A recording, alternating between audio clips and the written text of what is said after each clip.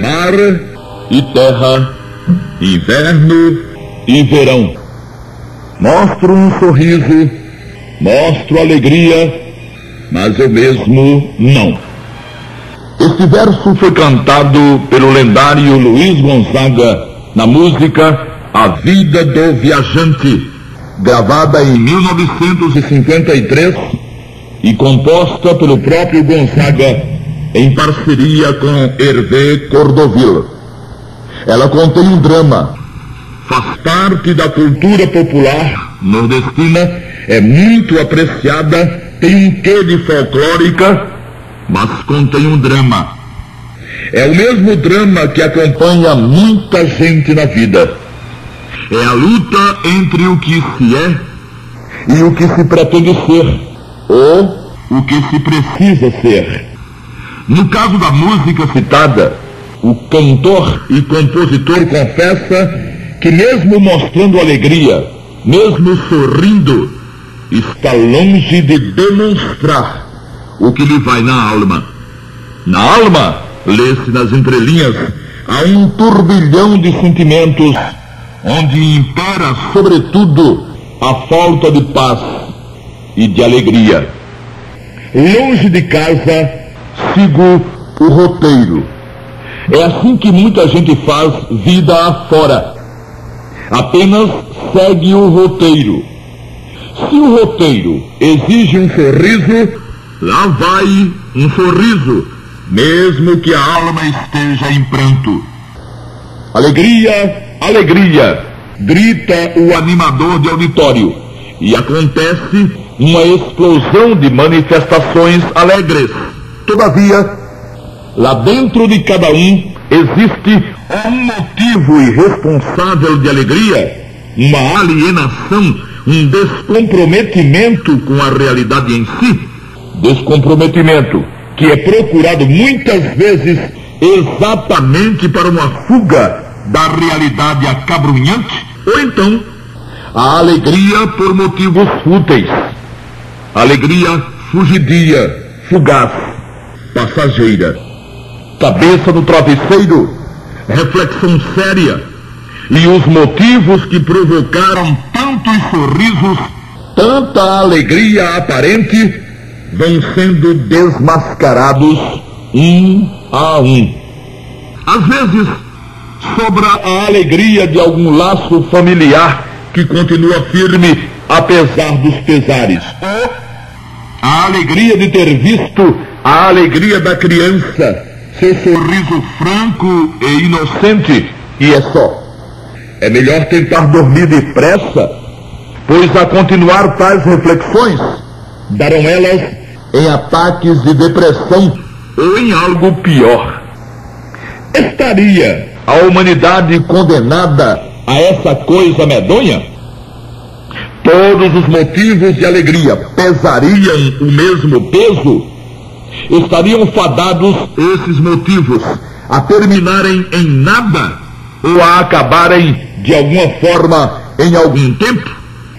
Parece que sim, em considerando-se o que escreveu o sábio Salomão.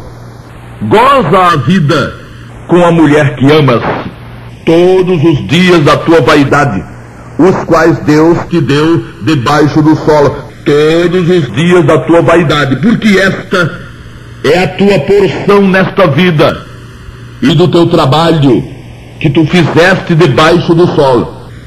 Tudo quanto te vier à mão para fazer, faze-o conforme as tuas forças, porque na sepultura para onde vais, não há obra, não há indústria, não há ciência e nem sabedoria alguma.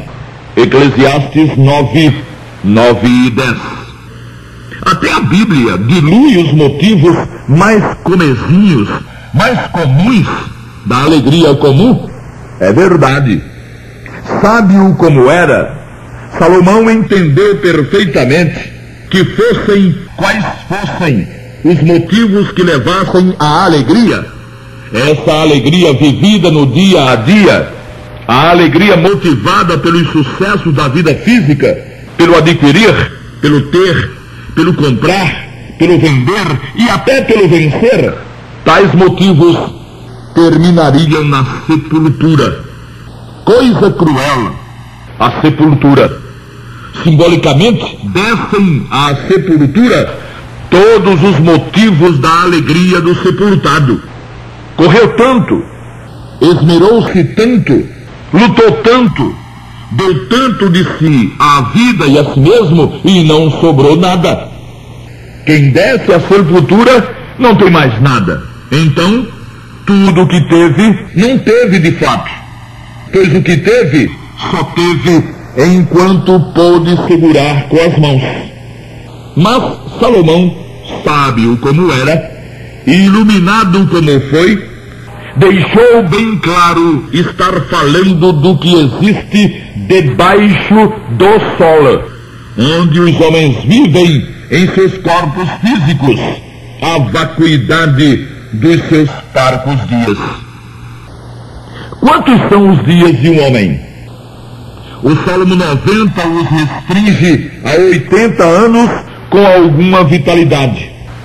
Os que passam disso não vivem mais, só deixam os dias passarem sem que tenham mais qualquer prazer, pois já os têm como um peso. 80 anos, e são considerados, mesmo pesando de sabores de tal idade, felizes e venturosos os que logram chegar a tanto. Mas o que são 80 anos? Qualquer arvorezinha de qualquer floresta por aí leva mais do que isso para começar a viver, chegando a muitos séculos de existência ativa e vigorosa.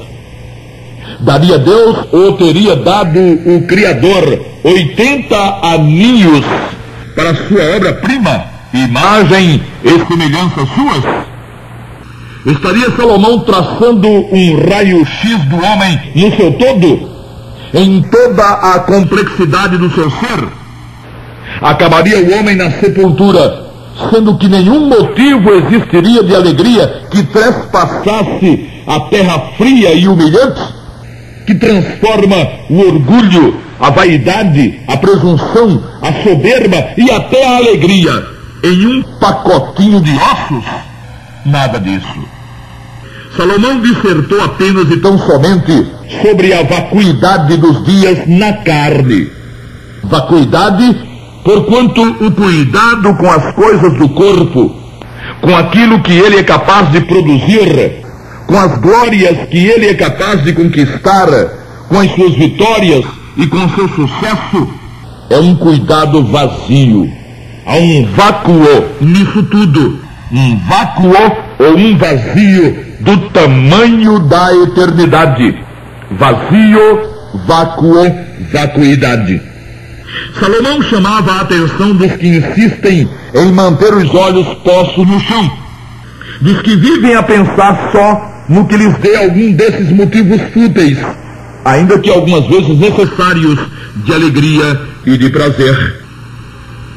Tudo quanto te vier à mão para fazer, faze-o conforme as tuas forças, mas não te esqueças da sepultura, que está bem ali, à frente.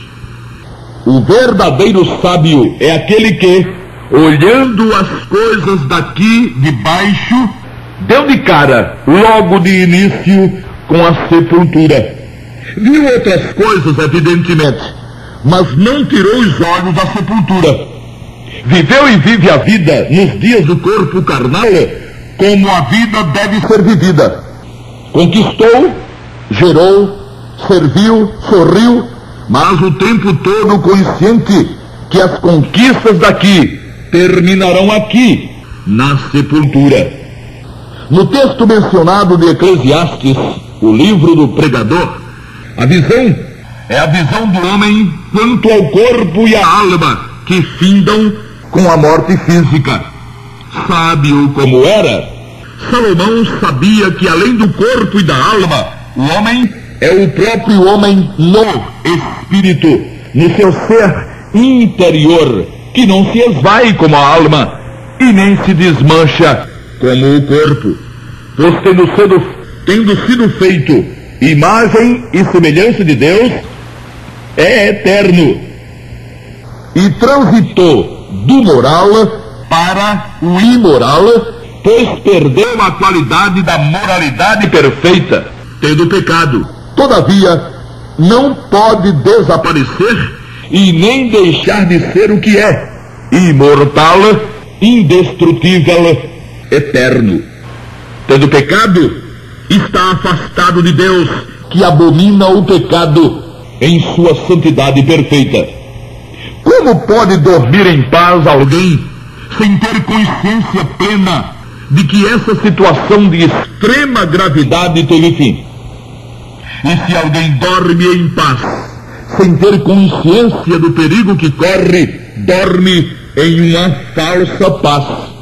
Em ambos os casos, a desgraça é a mesma. Tanto faz morrer sabendo, como morrer sem saber. Morto é morto. Se alguém não tem paz com Deus, ou não está em paz com Deus, está em tremenda dificuldade, quer o saiba, quer não. Precisa esse alguém resolver definitivamente essa situação, só depois do que pode e terá toda a alegria que um ser humano pode ser capaz de sentir e de usufruir. Salomão, voltamos ao sábio rei de Israel, concluindo o Eclesiastes, escreveu referindo-se ao trânsito do homem pelo planeta Terra. E o pó volte à terra como o era, e o espírito volte a Deus que o deu. Esse é o drama que para muitos começa já na vida.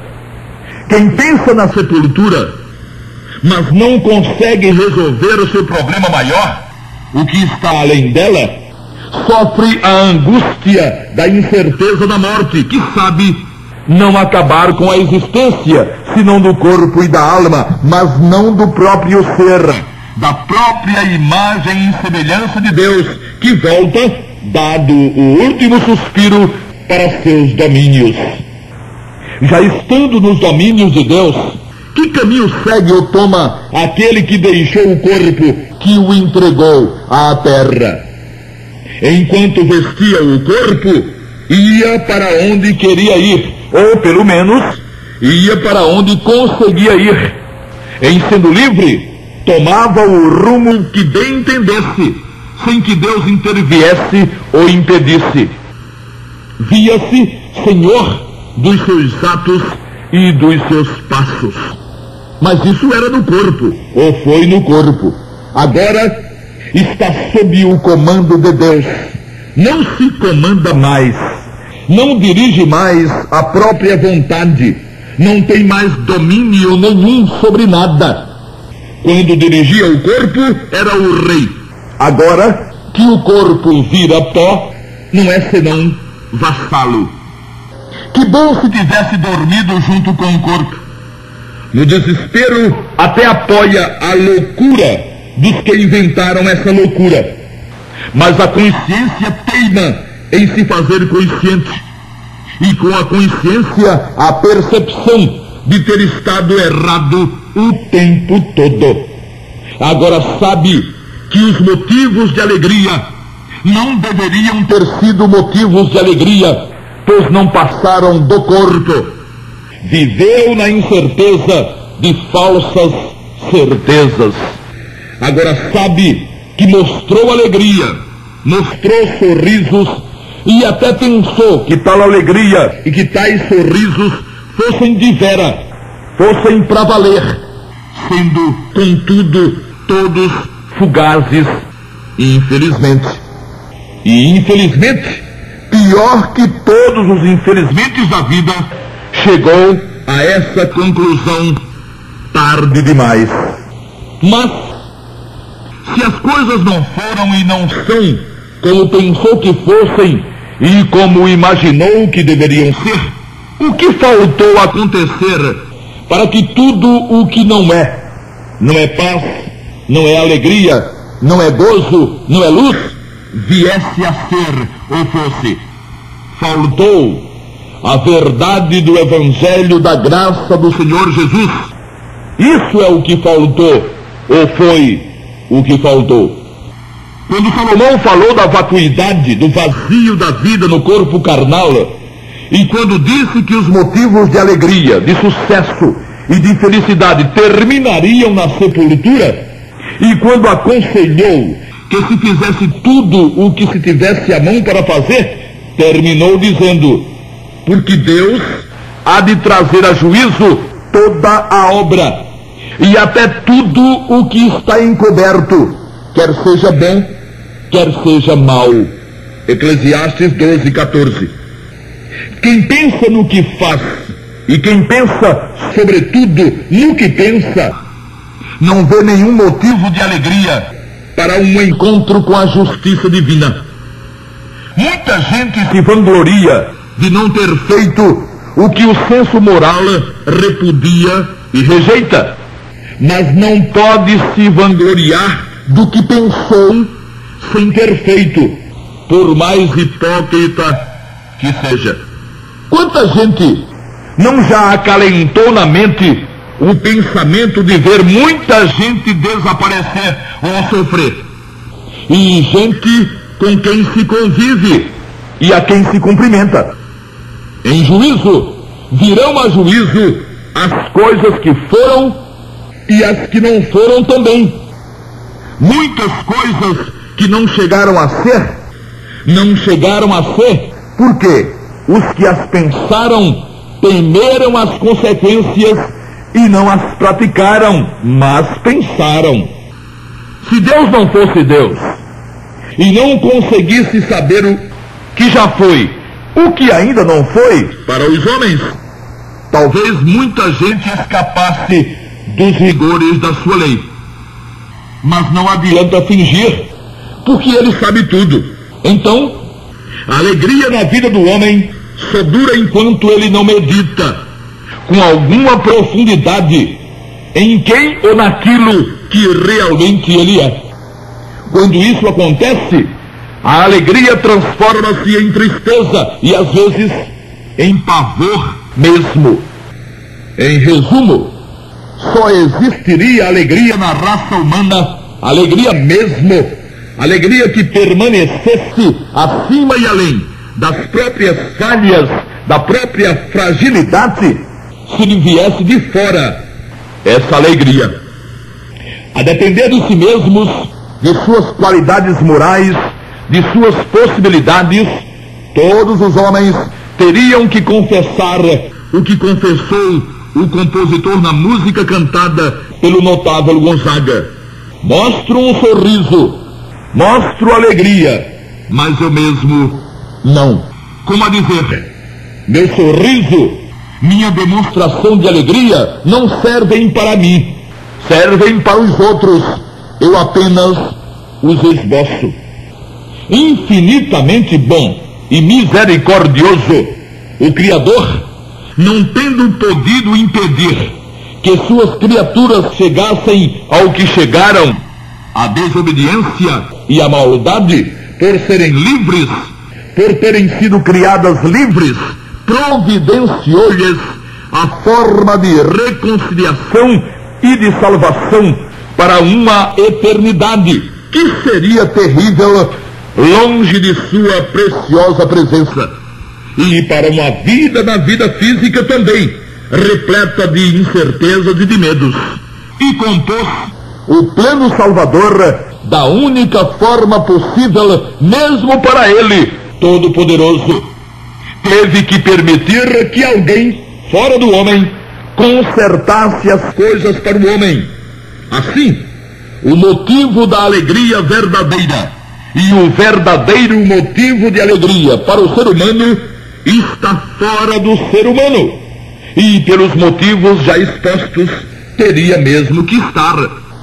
E voltamos, é necessário, ao tema da vida para além da vida física, pois que, enquanto essa dura, quando muito, 80 anos, aquela será para todo sempre. E veio o Salvador Jesus. Se ele não tivesse vindo, se a humanidade não tivesse à sua disposição alguém capaz de salvar, a vida toda de toda a vida de todo ser humano seria uma completa miséria. Mas ele veio, deixou a glória do Pai, despiu-se daquilo que era, tomou um corpo, tomou um nome e fez-se o Cordeiro Eterno. Cumpriu todo o trajeto que cabia ao homem cumprir.